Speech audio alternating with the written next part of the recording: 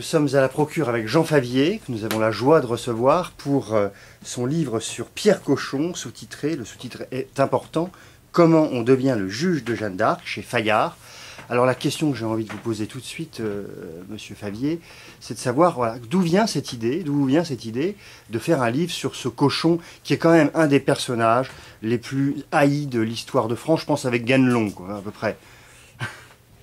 À cette différence près que Ganelon n'a pas existé, Voilà. alors que Cochon a existé. Mais tout simplement parce que ça faisait plusieurs années que je me disais, voyons, d'abord il n'est pas seul, il est l'émanation de tout un milieu, et c'est plutôt la littérature qui a mis face à face Jeanne d'Arc et Cochon. Mais en réalité, il est le premier juge, c'est-à-dire qu'il préside le tribunal, mais il y a les autres autour de lui.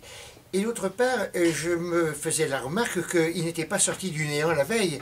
C'était un évêque, il était conseiller du roi de France, il avait été recteur de l'université, c'était déjà un personnage qui avait un passé. Et je me suis dit qu'on est toujours le fils de son passé, et que Cochon n'avait pas émergé tout d'un coup à la veille du procès de Jeanne, sans qu'il y ait des raisons.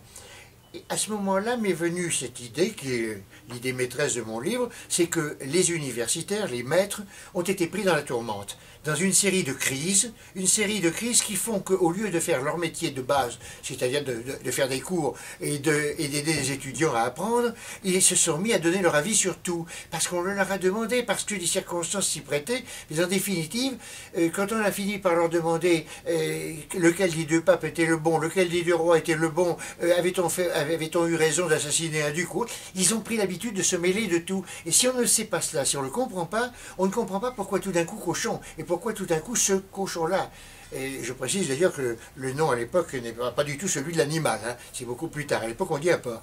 Mais l'idée m'est venue parce que depuis longtemps je me disais comment peut-on être parti dans la carrière publique, c'est-à-dire une carrière ecclésiastique, carrière universitaire, comment peut-on être parti parce qu'on a un idéal, parce qu'on souhaite des réformes, réforme de l'Église parce qu'il y a beaucoup de choses à réformer, réforme de l'État, idem, pour en arriver à être l'homme qui préside le jury, enfin le tribunal de Jeanne d'Arc. Et puis, chemin faisant, je me suis aperçu qu'il y avait également une autre erreur, il a tout fait pour éviter le bûcher. Il a tout fait pour éviter que Jeanne d'Arc soit brûlée, ce qu'il voulait, lui qui voyait apparaître cette fille, Jeanne d'Arc, qui lui disait « je parle au nom de Dieu », jamais on avait parlé au nom de Dieu à un évêque. Par conséquent, ce qu'il voulait, c'est qu'elle se désavoue, qu'elle dise « j'ai tout inventé, c'est pas Dieu qui m'envoie, je n'ai jamais vu les saints, je n'ai jamais vu les archanges ». Il voulait qu'elle se désavoue. Les Anglais voulaient qu'on la tue, parce que les Anglais, eux, la prenaient pour une sorcière. Ils pensaient que s'ils perdaient leur bataille, elle y était pour quelque chose, elle leur jetait des sorts. Il y avait quelques raisons quand même d'être étonné. Une simple fille qui sort de son village, et Orléans, et Reims, ça s'explique quand même mal aux yeux d'un évêque, quand la fille dit « je viens au nom de Dieu », alors qu'elle a réveillé Charles VII, qu'elle a pris Orléans, qu'elle a dégagé Orléans, et qu'elle a emmené le roi de France se faire sacrer. C'est pas tout à fait une paysanne illuminée. C'est pas tout même Cochon, dans l'autre partie, ne peut pas la prendre tout simplement pour une faible d'esprit. Alors, il veut qu'elle se désavoue. Donc, la longueur de ce procès, les questions stupides qu'on pose, s'il faut la faire classer, il faut qu'elle soit classée, et qu'un beau jour, alors elle craque. Elle craque au cimetière Saint-Ouen.